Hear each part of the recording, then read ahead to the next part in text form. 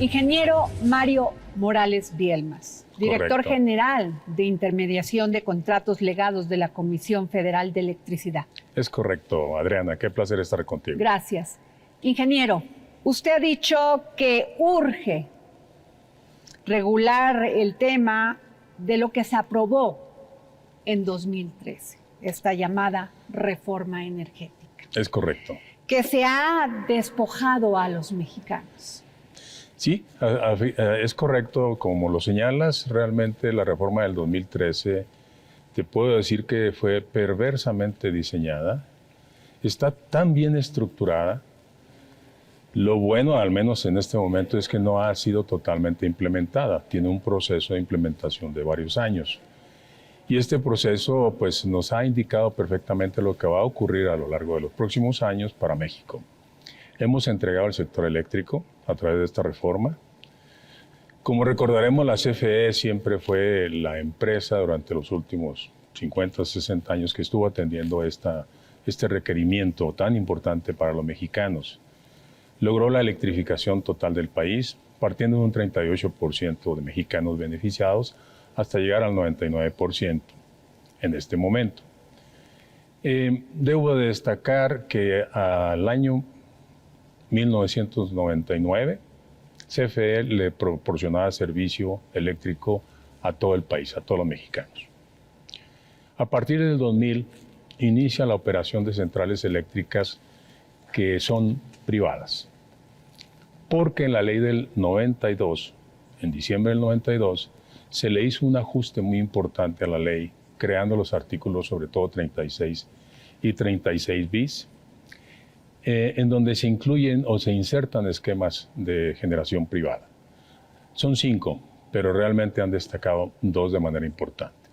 El productor independiente de energía, que es una central que viene y le vende la Comisión Federal de Electricidad la energía que produce, y el otro es el autoabastecimiento. Okay. El autoabastecimiento es un esquema que existe en otros países, Estados Unidos mismo, y nosotros, pues bueno, ya lo habíamos vivido en los 30s, porque son empresas muy grandes, con corporativos muy importantes y filiales a lo largo y disperso de un país. Entonces esto hace que la demanda de estas empresas sea muy grande. Entonces los gobiernos han considerado, para superar una crisis y no afectar el empleo, no afectar la producción, tengan esta posibilidad. Sin embargo, en el caso del autoabasto, que se crea en este año 92, realmente empieza a tener una distorsión total. Estaba dirigido en su origen a las empresas mineras, grandes corporativos, acereros, a las empresas que de alguna manera, cementeras, por ejemplo, también, y es muy natural por sus características de producción y sus grandes dimensiones de demanda de energía eléctrica. Entonces, estos 2 esquemas empiezan a tener una presencia en nuestro sector eléctrico, y pues bueno, te puedo decir que hoy en este momento, terminando este año 2021, ya tienen una presencia del 45%. El 30% aproximadamente es de los productores independientes, y el 15% ya es de los autoabastos. Si vamos y revisamos la propuesta, la iniciativa de reforma energética, tiene un corte a junio del 2021. Este corte vamos a encontrar con el 31% y el 12%.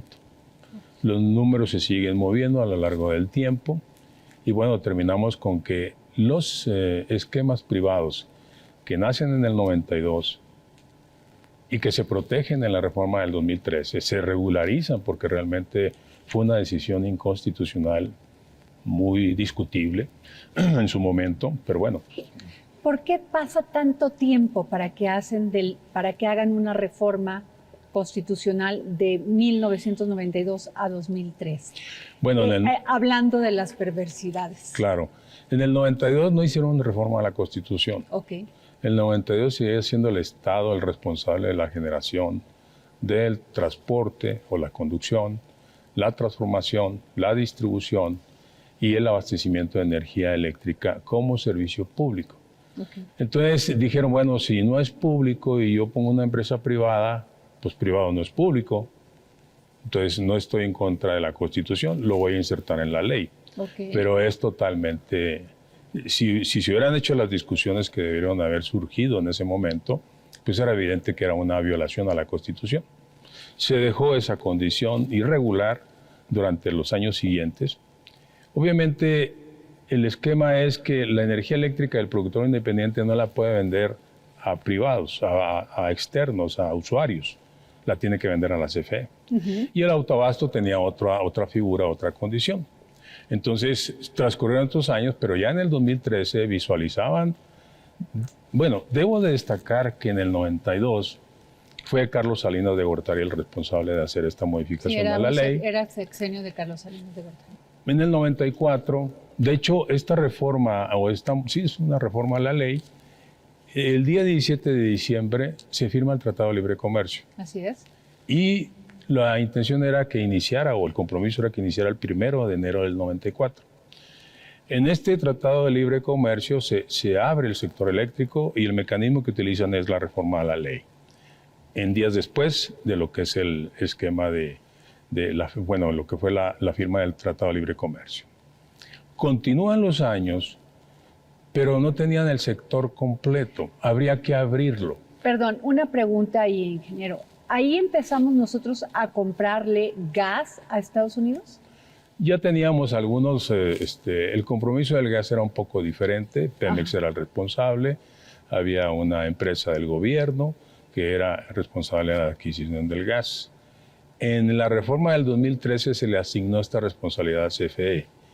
Y qué pregunta tan interesante.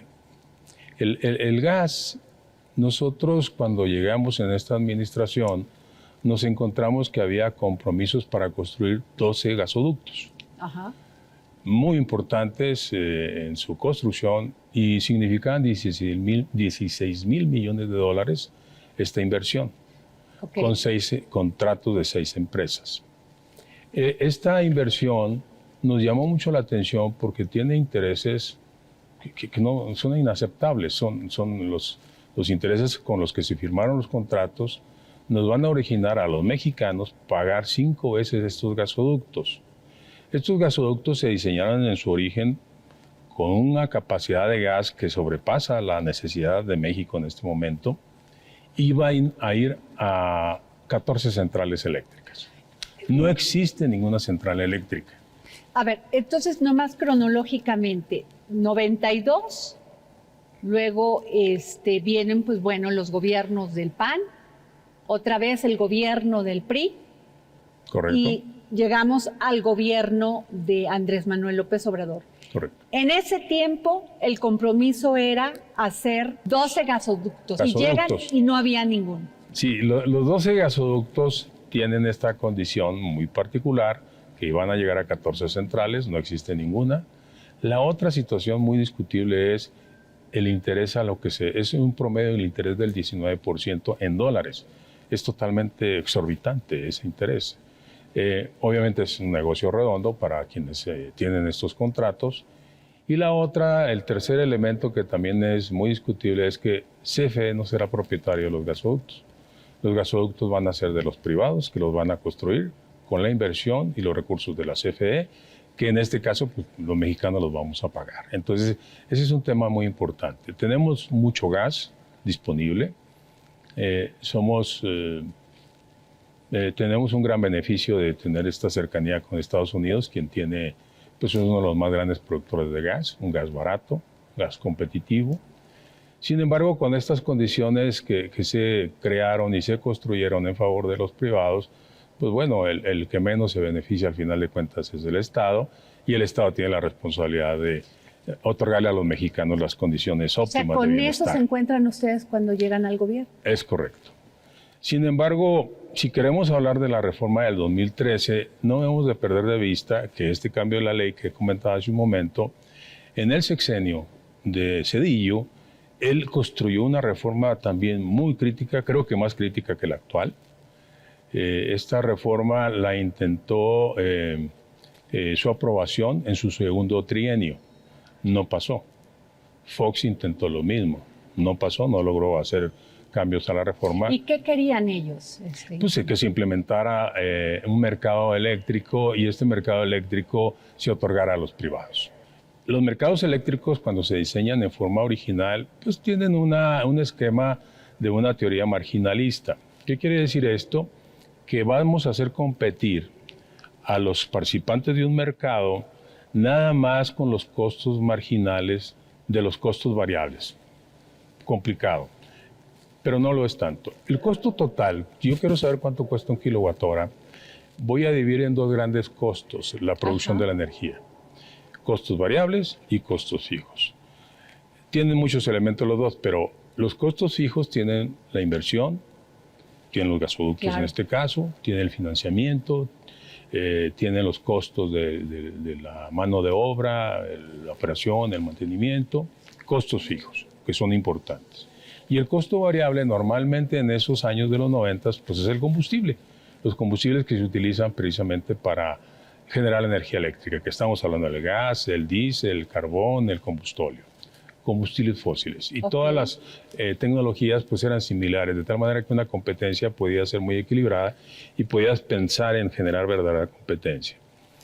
Pasan los años, no se logra que se autorice o se aprueben estas reformas energéticas hasta el año 2013, que el presidente Peña Nieto logra convencer a todos los actores y pues se logra diseñar. De hecho, el diseño de la reforma nace... ¿Y qué fue lo que ofrecieron para que esta reforma se diera? La frase más utilizada para todos los mexicanos, la energía eléctrica va a bajar.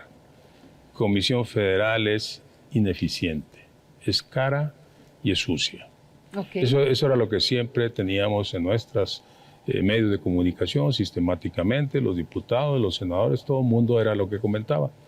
Pero el mayor hacia la población, muchas cosas no le llama la atención. Lo que le interesa es el bolsillo. Claro. Si a mí me ofreces que va a bajar la energía eléctrica, pues qué padre.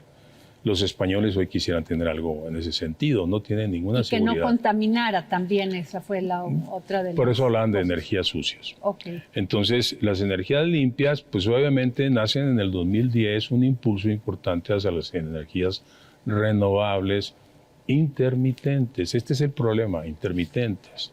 Porque las energías renovables, efectivamente, como las que proporciona el sol y el aire, son limpias, pero son intermitentes. Entonces, esto es lo que se tiene que tener mucho cuidado en un sistema eléctrico de esta naturaleza. Cuando dice usted intermitente, ¿es que nada más es durante el día y no la noche? Que nada más cuando tú tienes el flujo que permite la generación, en este caso el sol, tienes energía eléctrica.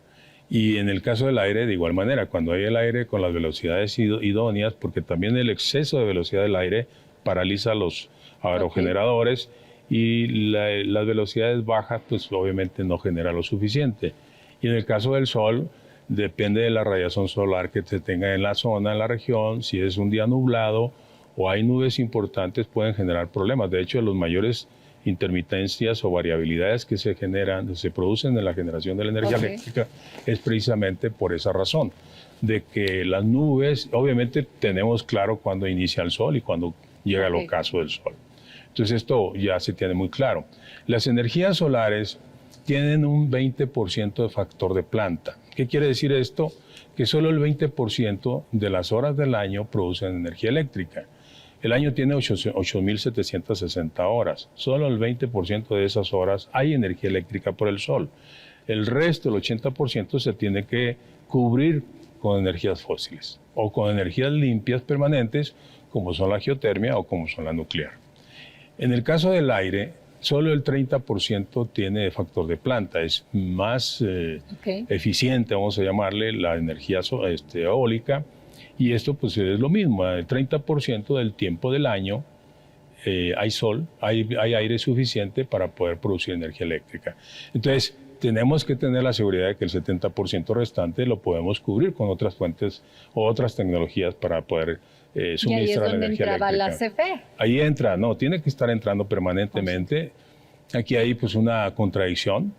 Primero, pues la energía solar es la que produce esa energía limpia, pero las placas normalmente están hechas de silicio, son los elementos que se utilizan para poder hacer las placas solares, y el silicio es un elemento muy contaminante, muy contaminante. Entonces, cuando las celdas solares empiecen a degradarse o empiecen a requerir su retiro, pues se tiene que hacer almacenamientos de muchísimo cuidado, de muchísima seguridad por la contaminación que produce.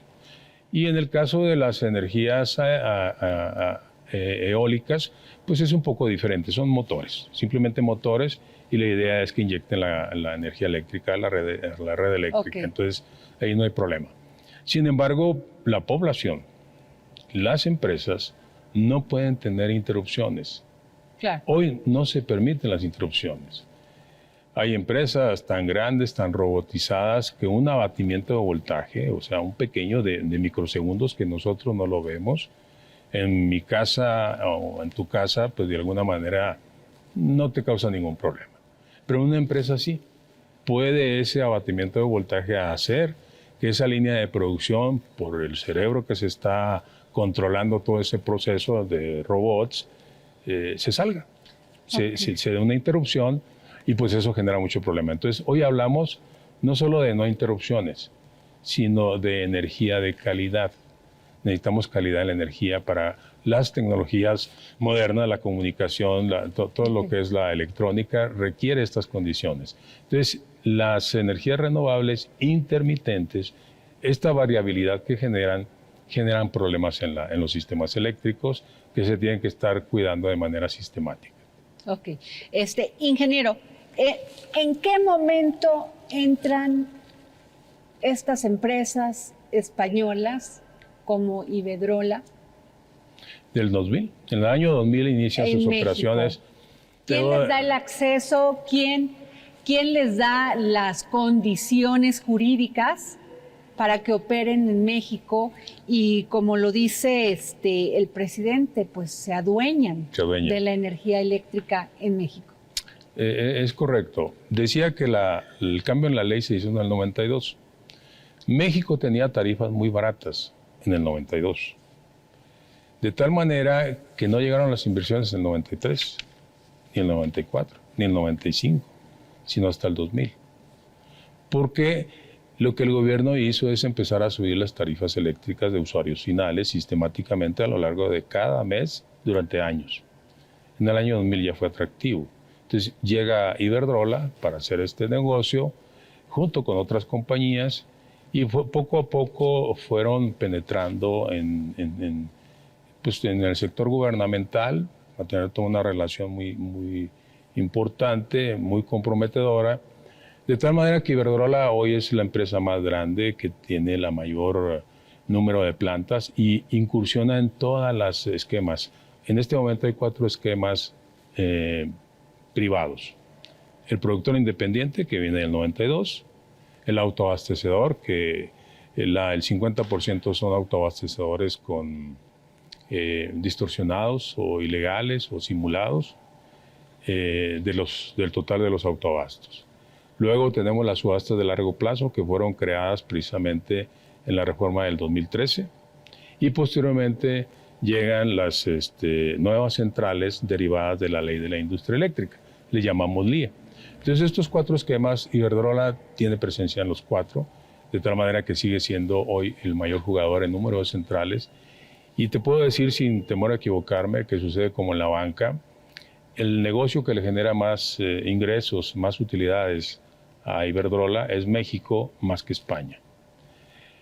Aquí hay un problema porque cuando se abren los mercados llegan muchas empresas de corte internacional por lo general y pues muchos mexicanos o muchos ciudadanos de los países pues, que tienen los recursos incursionan también.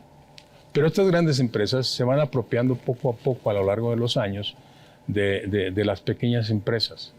De tal manera que al final lo que hemos visto en los mercados eléctricos en diferentes países varían cada país, pero la presencia de 3 o 4 jugadores grandes controla el mercado.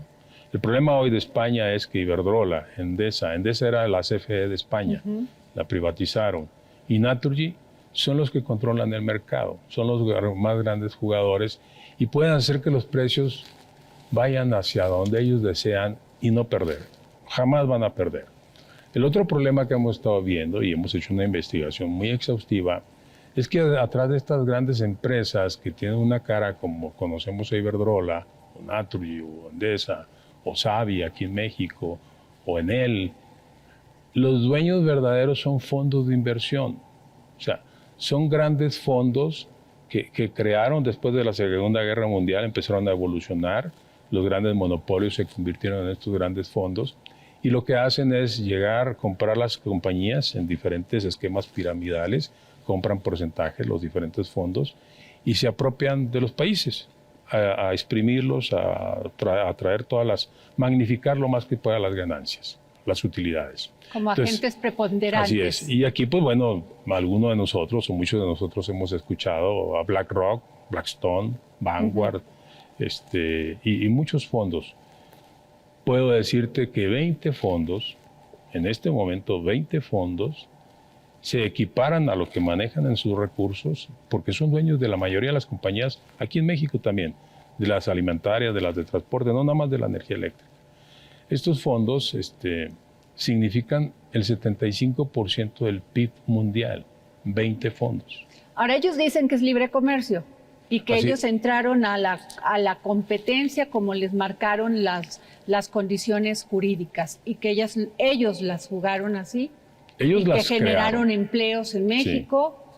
Sí. Ellos las crearon, esas condiciones las crearon, sabemos perfectamente que atrás del diseño y desarrollo de la reforma energética hubo asesores y buffet pagados por los privados y pues bueno, diseñaron esta reforma, insisto, es una reforma que tiene más de 850 regulaciones, documentos, manuales, las leyes, los reglamentos, acuerdos, resoluciones, o sea, todos los documentos regulatorios son cientos de documentos. Entonces, el encontrar un resquicio donde digas, oye, ¿sabes qué? Voy a hacer este pequeño cambio porque aquí hay un error que no cuadra en todo el proceso de la producción de energía eléctrica y la compra-venta de la misma, es prácticamente imposible. Aún así, hicimos el intento, no hicimos el intento, hicimos el trabajo durante 2019 y 2020, y la política de confiabilidad, que era importante porque para México siempre ha sido la confiabilidad lo más importante, son las no interrupciones, o sea, garantizar que el sistema esté operando al 100%. Se ampararon por la política de confiabilidad. Crearon los CELS, que pues, fueron elementos dinámicas de los años 90 para impulsar en sí, y había razón, las energías limpias renovables, porque eran muy caras, pero hoy ya no se necesitan. Ya del 2010 en adelante ha habido, y se ha demostrado, la competencia que se han tenido en las subastas de largo plazo en los costos de la energía eléctrica limpia. Ajá. Sin embargo, los CELS significa casi el 50% de utilidades adicionales a las utilidades que ya tienen una central por sí misma. Entonces, pues es estar ganando dinero de manera... El problema es que aquí lo pagamos los mexicanos. Todo esto que estamos integrando, subsidios que se tienen, que no se ven como subsidios, pero CFE es la que tiene que atender el respaldo, tiene que atender la condición de estabilidad del sistema, la reserva fría, la reserva caliente de generación. Una serie de acciones que requiere un sistema eléctrico para mantener su estabilidad. Y la transmisión de esa energía la paga México y ellos generan valor con eso. Bien, entonces los CELS se crean con la finalidad supuestamente de impulsar las energías renovables, limpias. La propuesta de CFE al ver este esquema que realmente magnificaba ingresos y ganancias, pues es proponer que toda la energía limpia en México reciba el mismo tratamiento, los CELS, porque todas las energías limpias de la CFE, todas las hidroeléctricas, todas las centrales nucleares en su totalidad y otras energías limpias, geotermia que tenemos, no se les proporcionaba los CELS. Y el problema es que aquí al que se le obliga a comprar los CELS es a suministro básico. Y suministro básico tiene que pagarle a todas estas subastas de largo plazo, que la mayoría son energías renovables, eólicas o solares. Ese costo lo traslada al usuario final, porque ese costo se lo tiene que mostrar a la CRE. La CRE lo revisa, lo valida y lo integra al costo final de los usuarios. Entonces, todos estos costos los vienen pagando los mexicanos. Y una parte los paga la CFE porque tiene que absorber operativa y técnicamente las condiciones del sistema eléctrico. Me preguntaba de la transmisión. Aquí, por las circunstancias de crear estas reformas y estas modificaciones y de hacer la protección que he comentado, tenemos dos temas de transmisión. La transmisión, que tiene una tarifa regulada, que nace posteriormente a la reforma del 2013, es una tarifa que se construye sistemáticamente o anualmente por parte de la CRE y le da un ingreso a la EPS de transmisión CFE. Sin embargo, se quedó protegida otra transmisión, que ese transporte de energía es exactamente lo mismo que una carretera. Si yo tengo una generadora o una central que genera energía eléctrica y que está en la ciudad de Monterrey, y yo digo que tengo socios a lo largo del país, como se ha comentado con los OXXOs, pues obviamente necesito hacer llegar esa energía que se inyecta en Monterrey al OXXO de Yucatán, al OXXO de Baja California. Y para poder hacer esa acción, pues necesito usar el transporte de la CFE. Este transporte es el que no se paga. La cantidad que se paga es irrisoria. ¿Pero por qué no se paga? El Estado no le había pedido a estas empresas que... No se paga en primer lugar porque el transporte se calcula en base a una resolución. La última es la 894 del 2020. Antes de esa hubo la 146 del 2001. Si tú analizas, es una metodología publicada donde tú puedes perfectamente concluir y acordar que efectivamente se puede determinar el costo del transporte. Sin embargo, la CRE en el 2010 emite una resolución orientada hacia las energías renovables, pero no publica la metodología. Solo publica 3 valores: alta tensión, media tensión y baja tensión, el costo del transporte de cada uno de estos niveles de voltaje. Entonces, pero esos valores eran irrisorios. O sea, llamó la atención a nivel internacional porque CFE estaba regalando, o bueno, la CRE en ese momento, haciendo a la CFE regalar el transporte. Entonces, todo el mundo dijo, no, es que es la manera de impulsar las energías renovables. No dice en ningún lado que ese es el motivo. Simplemente emitieron 3 valores. La realidad es que nosotros nos hemos dado cuenta, hemos estado investigando ahora en esta administración, qué fue lo que ocurrió. Y lo que ocurrió ahí es que la CRE en su momento diseñó una nueva metodología. Estaba obligado en esta metodología solicitarle la opinión a la Secretaría de Energía y a la Secretaría de Hacienda. En esta metodología, que es muy discutible, pero bueno, busca construir alrededor de ello un costo de transporte. Como estamos hablando de energías renovables, la energía renovable, te decía, tiene un factor de planta de 0.20 o 20% y 0.3 o 30%. Entonces, en este resumen global, lo que hicieron es integrar el 30%, promediar. Yo voy a construir una nueva metodología para renovables y le voy a dejar un factor de planta promedio del 30%. ¿Tenía lógica hacer esto, ingeniero? Sí, hasta ahí sí, discutible, pero sí tenía una lógica. Sin embargo, a la hora de integrar los valores finales de alta tensión, media tensión, baja tensión, lo que debieron de hacer es ese valor final dividirlo entre 0.3. ¿Y por qué no lo hicieron? Porque lo que hicieron fue multiplicar. Entonces, si tú tienes 100 entre 0.3, te da 9 veces un valor mayor. Si tú multiplicas 100 por 0.3, te da 30, un valor muy menor. Entonces, así fue lo que hizo la publicación. Tenemos los documentos donde se demuestra esta situación, irregular totalmente. Aparentemente no se publica la metodología, porque se hubiera dado cuenta cualquier matemático experto en la materia, que había un error, claro. Que es evidente que fue a todo propósito, con todo el propósito. Entonces, ¿qué hicimos nosotros? Actualizamos en base al mercado eléctrico mayorista, que está operando en este momento, lo que era el transporte normal, y actualizamos esas variables, pero se ampararon todos. O sea, los enojó. Claro, hay una resolución que autoriza, valida la CRE, la 893 del 2020, que se publicó, si mal no recuerdo, el 8 de junio del 2020, y en esta resolución se hizo la actualización de los valores que sí deberían de pagar el transporte, pero todos se ampararon. Entonces, cada acción que hacíamos eran amparos. Y entonces se dan cuenta que ganan las empresas privadas y no gana México. Ese es el problema. No debemos de perder de vista que el futuro del mundo, el desarrollo de los países, va a ser eléctrico, va a ser electricidad. Claro. Eso es lo que viene. Y obviamente están tan bien posicionados y se dieron cuenta que ya están transitando de explotar al máximo porque el petróleo se va a acabar. No se ha hecho algo diferente porque se tenía. Pero es más, los primeros vehículos que se construyeron fueron eléctricos en los años 1900, pero había petróleo. Entonces, aquí es muy importante tomar en cuenta que quienes van a tomar el control de las nuevas tecnologías pues van a ser los mismos ricos. No es problema, porque México y el mundo tienen que entender y tienen la responsabilidad y el compromiso de transitar a una forma que no impacte tanto al medio ambiente. Claro. México lo tiene bien claro y esa es la razón por la cual subimos la transición energética a nivel constitucional en esta propuesta que se hace reforma constitucional.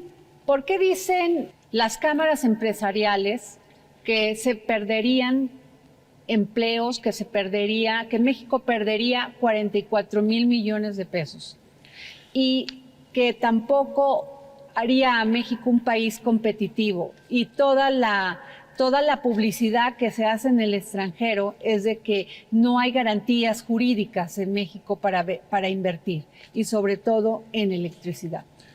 Sí, mira, en este caso es muy importante tomar en cuenta que la inversión que ellos dicen que se ha hecho, que son 44,000 millones de dólares, está muy canalizada en primera fase o en primer término hacia los productores independientes. Okay. Los contratos de los productores independientes, si tú lo lees, es un contrato que está a favor por completo de ellos.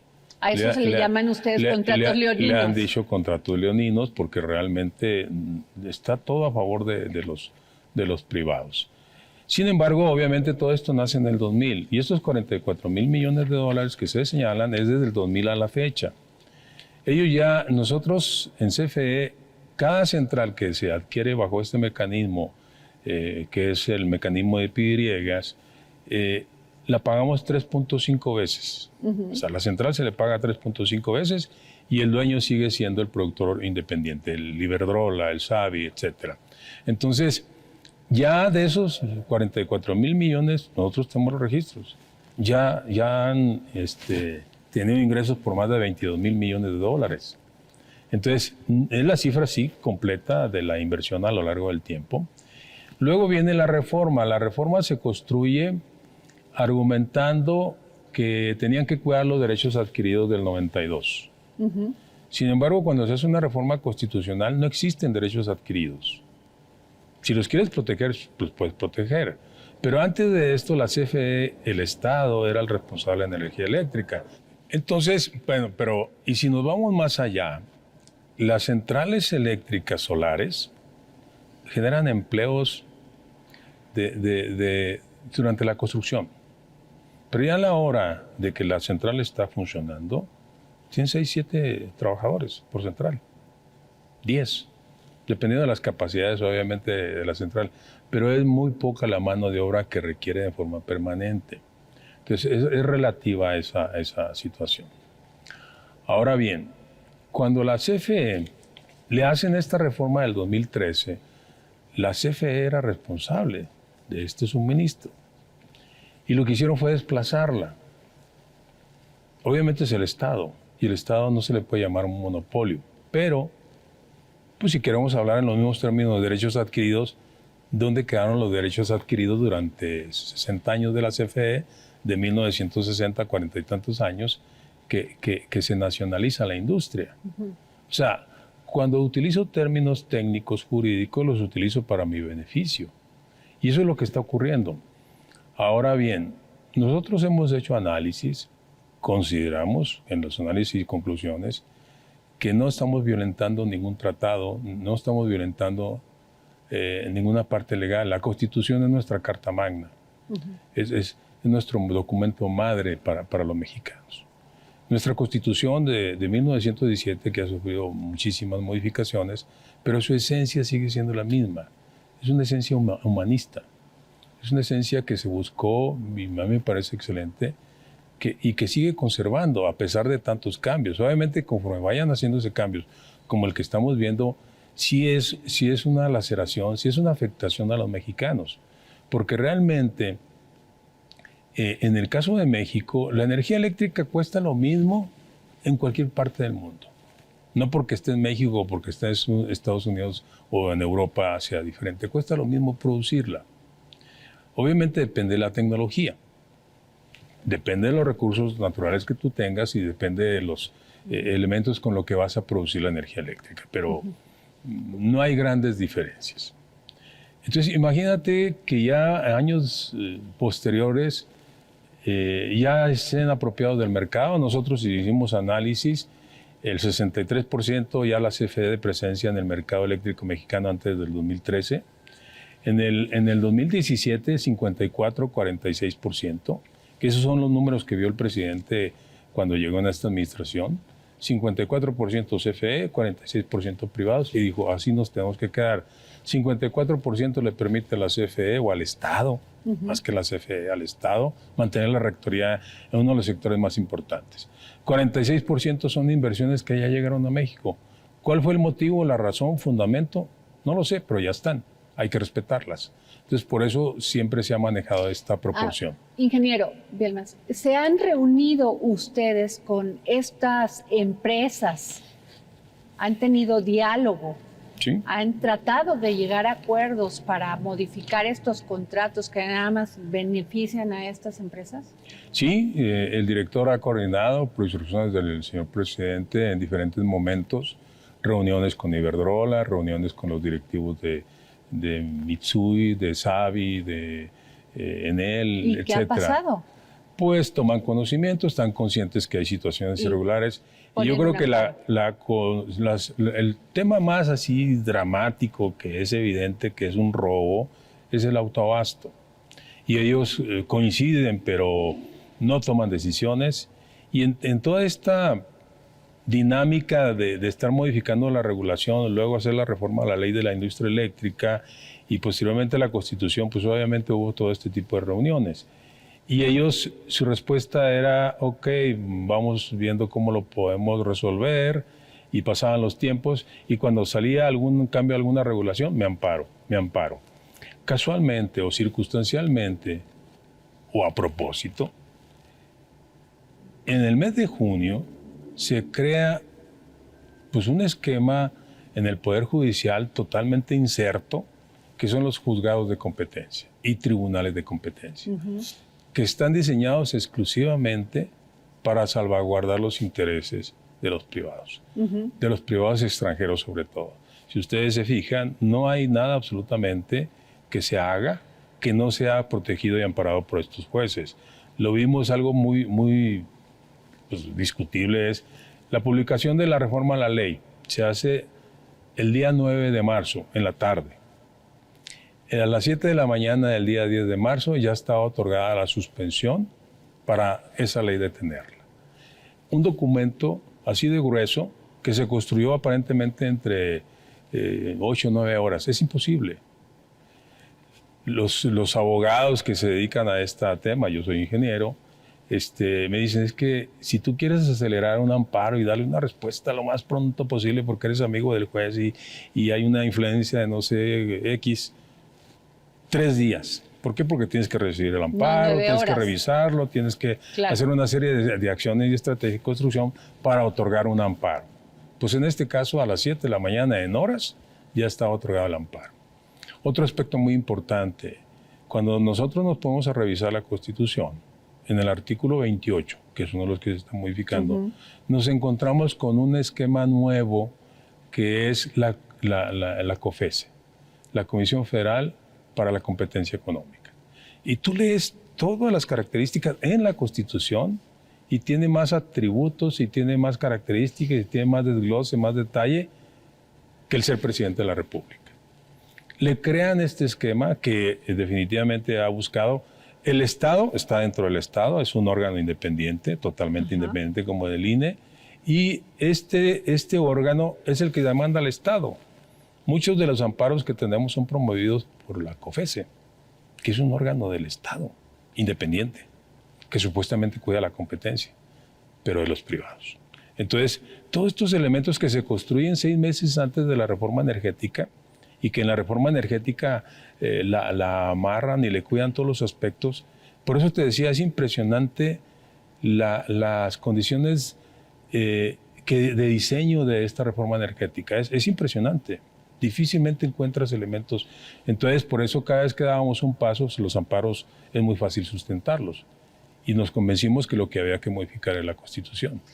Los partidos de oposición, la oposición en México dice que no van a apoyar esta reforma, ingeniero, porque no solamente no va a bajar la tarifa de la luz, sino que no va a generar competencia, lo que acabo de comentar, y que lo que quiere la Comisión Federal es hacer una gran empresa, que ellos controlen, que la CFE controle las tarifas, que controle todo. La CFE es el Estado y el Estado tiene una gran responsabilidad sobre sus ciudadanos y en nuestro caso no es diferente. Y una de las responsabilidades más importantes del Estado es el bienestar, no el generar utilidades ni ganancias. Entonces ese es un argumento sin sustento que lo repiten, pero no tiene ninguna razón. Creo que CFE no es algo que vamos a aprobar. CFE, que es el Estado y que cambia y que crece a lo largo de generaciones de expertos que son reconocidos a nivel internacional, no nada más aquí en México, tiene esa responsabilidad de hacer las cosas bien, de no buscar el lucro. Y lo que vimos y hemos visto en la historia, en el 60, en el 38, es que las empresas vienen a llevarse el dinero. El gran problema es que ni siquiera es dinero que se queda aquí en México, es dinero que se queda en sus estados, en sus propios países. ¿Por qué? Porque no se puede la doble tributación. Oye, yo traigo aquí un papel donde ya pagué los impuestos, entonces, ¿qué generó de valor esa empresa aquí en México? Nada. Lo peor es que hemos encontrado todas las inversiones, nos encontramos con que el 65% las apoyó la Banca de Desarrollo de México. En lugar de apoyar a las empresas mexicanas o a las instituciones mexicanas, apoyaron a los privados y privados extranjeros. El 30% lo tiene, el 25%, perdón, lo tiene la banca mexicana con nuestros ahorros. O sea, realmente el 75%, 75% lo han estado apoyando con recursos. ¿Cuáles inversiones? Y lo dijo Salazar el otro, sí, pues es que nosotros pedimos prestado, sí, pero tú dijiste que traías inversiones. No dijiste, oye, vengan, préstenme de su dinero para hacer esto para ustedes y yo me voy a llevar las utilidades. Las empresas están poniendo el 5%. Y el 20% lo están poniendo los fondos de inversión y el resto los mexicanos a través de estos esquemas. Entonces, ¿cuál es el beneficio? ¿Cuáles son esas grandes inversiones que llegaron a México? No es cierto. Lo estamos viendo y se puede mostrar. Entren a las páginas de los bancos y te vas a dar cuenta. Pero ¿y dónde están esos números? ¿Por qué no se han mostrado al público? ¿Por qué no los hemos comentado, pero muchos medios obviamente no los sacan. Y yo lo he comentado en alguna ocasión, en el Parlamento abierto, que debo decirlo, mi reconocimiento para quienes tomaron la decisión. Esto que se está haciendo en el Parlamento abierto es muy importante, porque ahí tú te vas a dar cuenta, te vas a enterar con detalle. Es cierto, es un tema complejo porque es muy técnico, pero dentro de la dinámica de todas las respuestas, de todas las preguntas, encuentras muchas de ellas que te dan lógica y te empiezan a hacer darte cuenta como mexicano para poder de alguna manera entender este tema, que realmente lo que va a ocurrir es que los más afectados vamos a ser los mexicanos. ¿Por qué dicen que la Comisión Reguladora de Energía va a desaparecer? No desaparece. Si se avala esta reforma. La Comisión Reguladora de Energía se crea en el 94. Se crea la Comisión Reguladora de Energía dependiendo de la CNR. Lo único que hicieron en la reforma del 2013 es crearla como un ente independiente. Que esto, la OCDE, es un organismo que ha estado impulsando de manera importante. Acabo de ver un estudio de Francia, francés, donde dicen que estos órganos independientes pues ya son más poderosos que los poderes tradicionales, judicial, ejecutivo y legislativo. Y lo vemos en la COFESE, lo vemos en el INE, lo vemos en diferentes organismos que fueron creados y son totalmente independientes. Entonces, lo que se va a hacer es, se tiene que seguir regulando, pero el que debe regular es el Estado, no órganos. Es que esa es la crítica, porque dicen que lo que se intenta hacer es un organismo con tales potestades y características que sea una entidad autorregulada que además decidiría todas las tarifas en el sector. No, porque la CENER, miren, no olvidemos, la CFE depende de la CENER como un órgano, pero la CENER es el responsable de la política energética de todo el país para los mexicanos, no para las empresas. La CRE en su momento, cuando llegamos, a la CFE no la atendía. Pero que no llegara Iberdrola, que no llegaran los privados y manteles largos. Entonces, el trabajo de la CRE, que está muy regulada y tiene las manos atadas de alguna manera, impulsaba más bien el beneficio para los privados. Okay. Lo que hemos hecho aquí es, oye, espérame, el Estado es el responsable del bienestar de los mexicanos.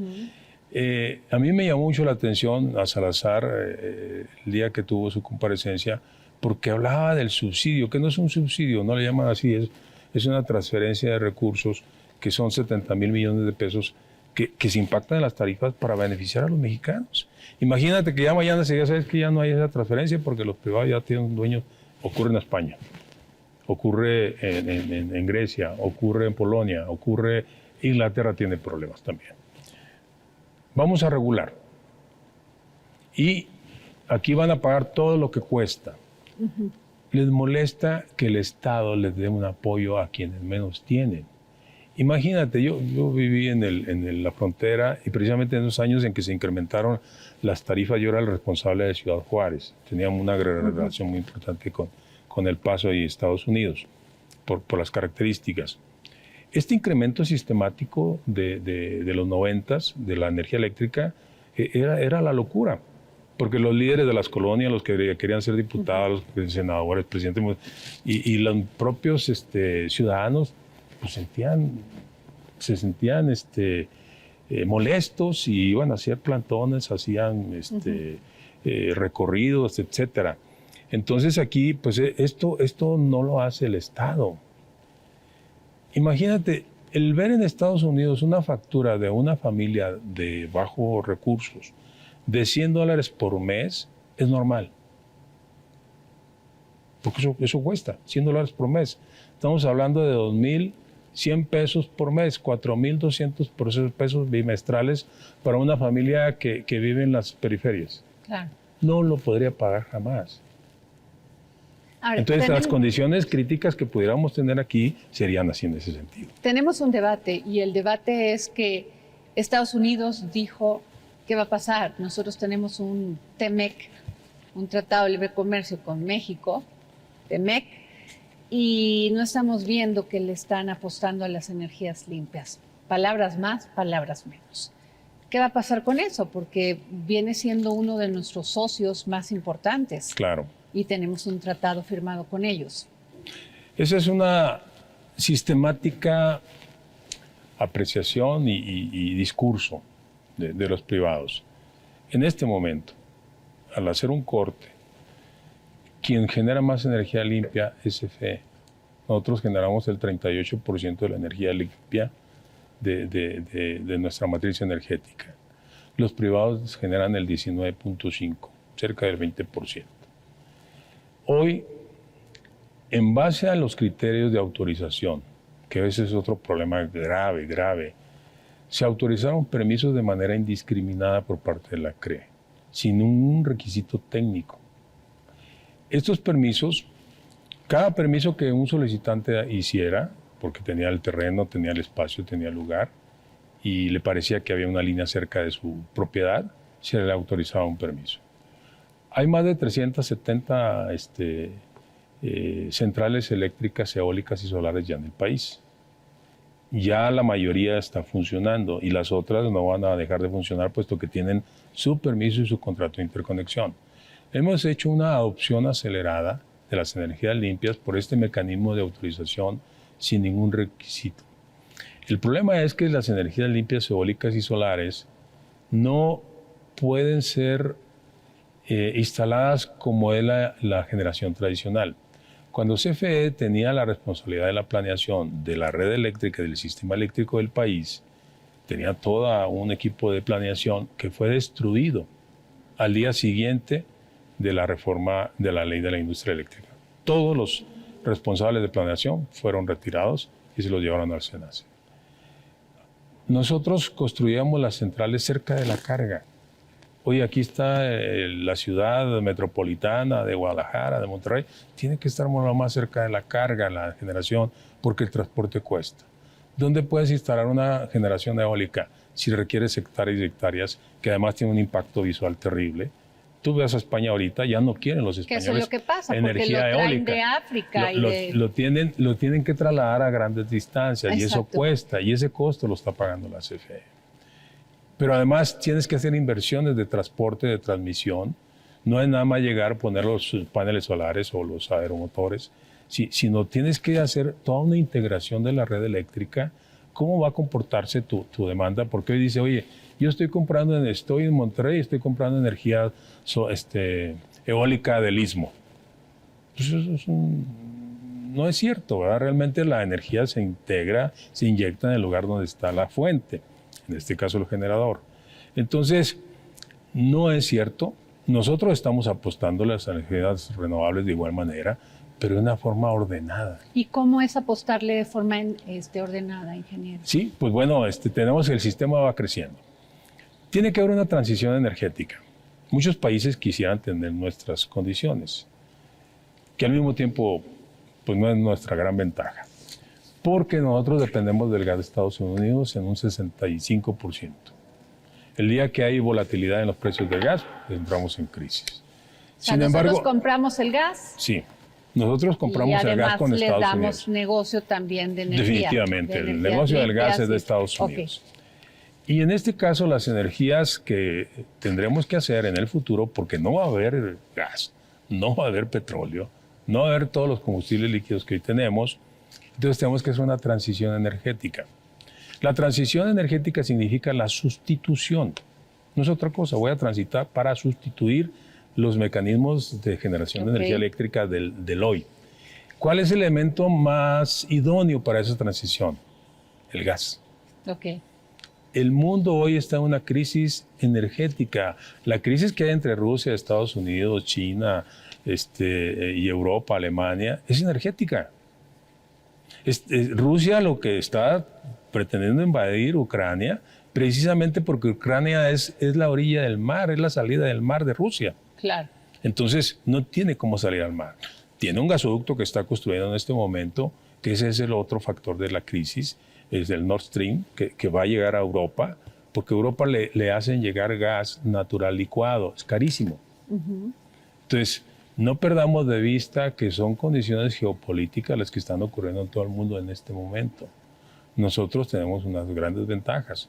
Sí tuvimos un problema en febrero del año pasado por una gran volatilidad, por temperaturas extremas en Texas, donde se hubo congelamiento de los aerogeneradores y de todos los terminales de gas. Eso hizo que se redujera la producción de gas y se elevaran los precios de $3 la molécula hasta $1,000. Okay. Entonces, son condiciones que tenemos en el mundo. Y la realidad es que cada país tiene que ir buscando cómo va a transitar. Alemania tiene problemas por su adopción acelerada de energías eólicas y solares. Tiene un rechazo ya de la población con las eólicas. Pero además, si tú ves la matriz de Alemania, no tiene el 40, el 50%. Sigue produciendo con carbón. Alemania tiene 74 centrales de carbón. Nosotros tenemos 3. Estados Unidos tiene 272 centrales de carbón. Nosotros tenemos 3. Entonces, el debate aquí es económico, de negocio. Claro, es de negocio. Y lo convierte en político. Es correcto. Es un debate geopolítico. Es una problemática geopolítica y de recursos. ¿Qué pasa en Canadá? Pues no tienen problemas, tienen la cascada del Niágara. Es agua permanente las 24 horas del día. Y es del Estado. Entonces, ¿qué hace cada país para resolver sus necesidades primarias que le permitan producir bienestar a su población y desarrollo? Electricidad. Si no tienes electricidad suficiente con calidad en tu país, estás en una crisis. Ahora, ¿cómo voy a generar?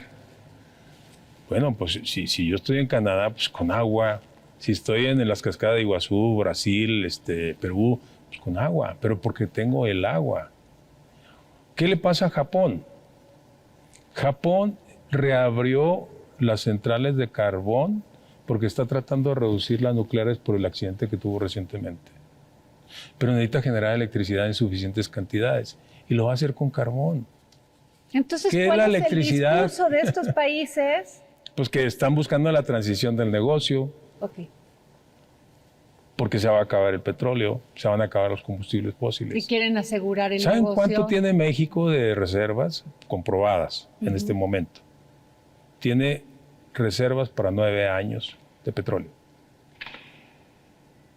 Entonces, aún si quisiéramos generar con combustóleo, que no lo hacemos, realmente es muy pequeña y eso lo hacemos en los estados que están olvidados, Ingeniero en las penínsulas. Mario Morales Bielmas, el gran tema también es la desconfianza que tenemos de que el Estado puede ser buen empresario.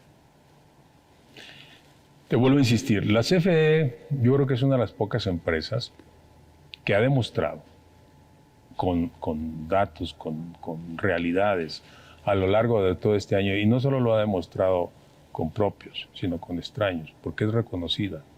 La están destruyendo, sí. Yo te puedo decir que de continuar en este momento la tendencia como se ha ido diseñando, en el 24 la presencia de la CFE en el mercado eléctrico o en el sistema eléctrico es del 29%. Si podemos proyectar, porque lo podemos hacer, que fue retomar la planeación, lo que hicimos en esta administración, CFE tendría una presencia del 16%. CFE en el 29, en el año 2029, ya habría desaparecido porque el 16% pues ya no eres importante. El problema es, el 16% no es la población con extrema pobreza que tiene el país. El país tiene una extrema pobreza muy importante, que no puede descuidar el Estado. Y vuelvo a insistir, la CFE ha demostrado y lo reconoce, ¿no? Y tú lo escuchas en los diferentes foros. No, es que queremos que la CFE se fortalezca.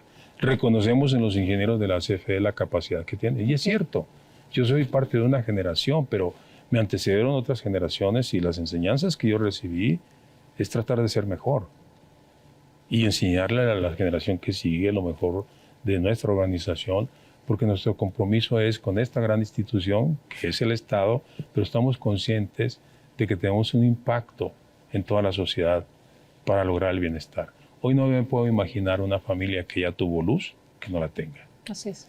Y así estemos en la periferia, y yo te puedo decir, tienen lo primero es la iluminación, enseguida el televisor, pequeño, mediano, como tú quieras, y luego el refrigerador. Estamos hablando de la pobreza.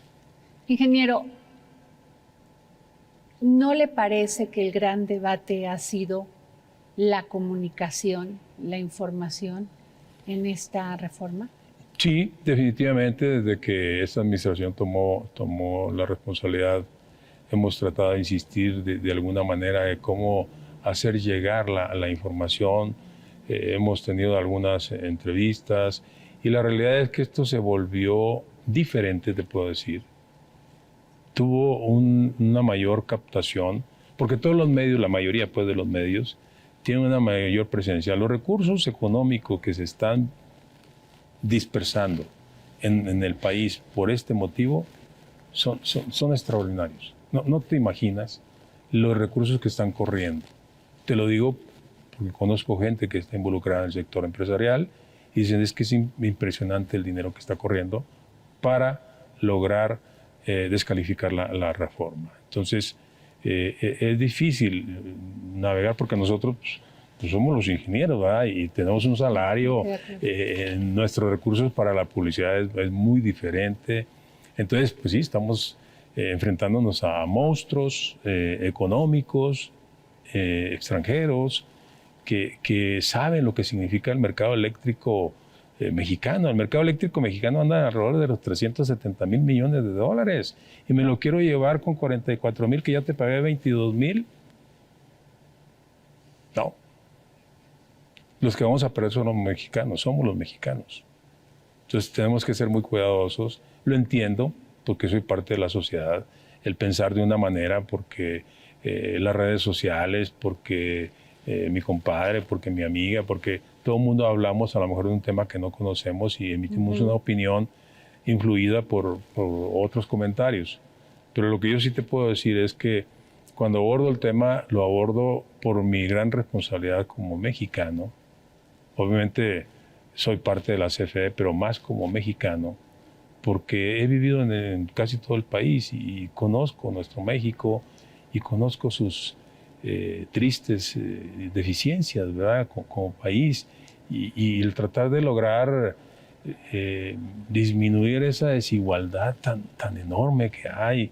En pocas manos hay la riqueza total, en pocas familias y el resto de familias hay millones de mexicanos que no saben qué van a comer. Pues muchas gracias, ingeniero Mario Morales Bielmas, director general de Intermediación de Contratos Legados de la Comisión Federal de Electricidad. Gracias. Adriana, por un placer estar contigo.